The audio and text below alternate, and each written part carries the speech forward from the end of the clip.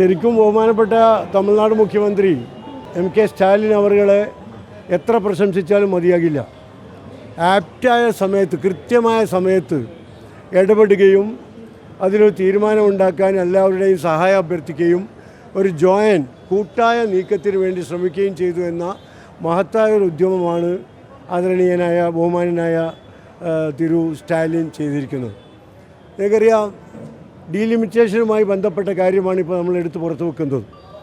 Delimitation സെൻസസിൻ്റെ അടിസ്ഥാനത്തിലാണ് സാധാരണ നടത്താറ്.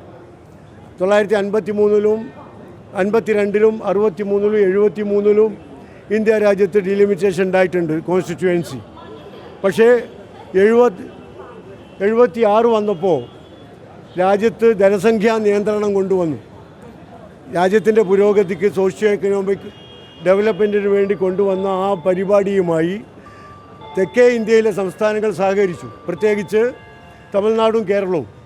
ആ സഹകരണത്തിൻ്റെ അടിസ്ഥാനത്തിൽ ജനസംഖ്യ വളർച്ച പിടിച്ചു നിർത്താനും അതുവഴി രാജ്യത്തിൻ്റെ പൊതു വികസനം നേടിയെടുക്കാനും തെക്കേ ഇന്ത്യയിലെ സംസ്ഥാനങ്ങൾക്ക് സാധിച്ചിട്ടുണ്ട്. അപ്പോൾ കേന്ദ്ര ഗവൺമെൻറ്റിൻ്റെ രാജ്യത്തിൻ്റെ സുസ്ഥിരമായ ഭാവിക്ക് വേണ്ടിയുള്ള ഒരു നീക്കവുമായി സഹകരിച്ചതുകൊണ്ട് ഈ പ്രദേശത്തെ ജനങ്ങൾക്കുള്ള ആനുകൂല്യങ്ങൾ വെട്ടിക്കുറക്കാൻ പോവുകയാണ്. ആ ജനസംഖ്യാ നിയന്ത്രണത്തിൻ്റെ പേരിൽ ഇപ്പോൾ ഡീലിമിറ്റേഷൻ നടത്തുമ്പോൾ സ്വാഭാവികമായും ഈ തെക്കൻ സംസ്ഥാനങ്ങളിൽ അംഗസംഖ്യ പാർലമെൻറ്റിലും നിയമസഭയിലും അംഗസംഖ്യ രമ്യമായി കുറയും. ഈ ജനസംഖ്യാ നിയന്ത്രണവുമായി സഹകരിക്കാത്ത ഉത്തരേന്ത്യൻ സംസ്ഥാനങ്ങൾക്ക് വലിയ നേട്ടങ്ങൾ ഉണ്ടാക്കാനും സാധിക്കും. അപ്പോൾ അത് തികഞ്ഞ വിവേചനമാണ്, പക്ഷപാതപരമാണ്. മാത്രവുമല്ല, 1976-ൽ ജനസംഖ്യാ നിയന്ത്രണവുമായി വന്നപ്പോൾ ഇനി പുതിയ സെൻസസ് 2026-ലെ സെൻസസിന് ശേഷമേ ഡീലിമിറ്റേഷൻ നടത്താവൂ എന്ന് ഭരണഘടനാ ഭേദഗതി വന്നിട്ടുണ്ട്. 76-ലെ 42-ാം ഭരണഘടനാ ഭേദഗതിയിൽ വ്യക്തമായി പറയുന്നുണ്ട് 2026-ലെ സെൻസസിന് ശേഷമാണ് പുതിയ ഡീലിമിറ്റേഷൻ ഉണ്ടാക്കേണ്ടത് എന്ന്.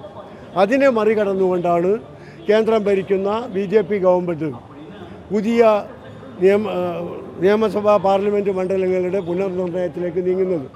അത് തെക്കേ ഇന്ത്യൻ സംസ്ഥാനങ്ങളുടെ ജനങ്ങളുടെ, ആ പ്രദേശത്തിൻ്റെ ന്യായമായ ആനുകൂല്യങ്ങൾക്ക് ഒരുപാട് ദോഷം വരുത്തും. അവർ രാജ്യത്തിൻ്റെ പുരോഗതിക്ക് വേണ്ടി ഒരു ത്യാഗം ചെയ്തതുകൊണ്ട് അവർ ശിക്ഷിക്കപ്പെടുന്ന ഒരു സാഹചര്യം ഉണ്ടാകരുത്.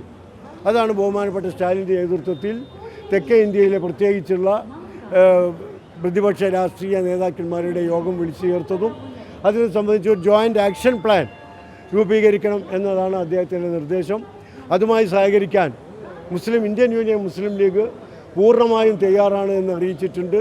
അതിൽ പങ്കെടുക്കാൻ വേണ്ടിയാണ് എത്തിച്ചേർന്നിട്ടുള്ളത്.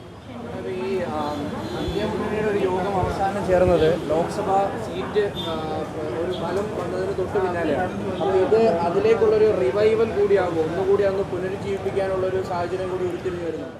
തീർച്ചയായും പല കാരണങ്ങൾ കൊണ്ടും ഇവിടെ അവകാശങ്ങൾ നിഷേധിക്കപ്പെടുന്ന, ജനാധിപത്യ മൗലിക അവകാശങ്ങൾ നിഷേധിക്കപ്പെടുന്ന ജനങ്ങളുടെ കൂട്ടായ്മ വളർന്നു വരണം. ഈ ഭരണത്തിന് കീഴിൽ എല്ലാം അടിച്ചേൽപ്പിക്കലാണ്. ഇപ്പോൾ ഭാഷ, ഹിന്ദി അടിച്ചേൽപ്പിക്കുന്ന പ്രവണത നമ്മൾ കണ്ടുകൊണ്ടിരിക്കുകയാണ്.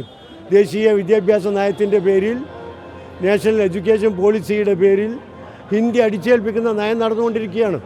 അത് ഈ രാജ്യത്തിലെ ഇന്ത്യ എന്ന് പറയുന്നത് ഒരു യൂണിയനാണ്. വിവിധ സംസ്ഥാനങ്ങളുടെ, യൂണിയൻ ടെറിറ്ററികളുടെ ഒരു യൂണിയനാണ് ഇന്ത്യ. ആ യൂണിയൻ്റെ, ആ കൂട്ടായ്മയുടെ സത്ത നശിപ്പിക്കുന്ന പ്രവണതയാണ് ഭരണകൂടത്തിൻ്റെ ഭാഗത്തുനിന്ന് ഉണ്ടാകുന്നത്. അതിനെതിരെ ജനാധിപത്യ മതേതര കക്ഷികളുടെ കൂട്ടായ്മ അതുണ്ടാകണം. ഇത്തരം കാര്യങ്ങൾ മുന്നിൽ വെച്ചുകൊണ്ട് അതിനുള്ള സാധ്യതകൾ വർദ്ധിപ്പിക്കണം എന്നതാണ് ഞങ്ങളുടെ അഭിപ്രായം.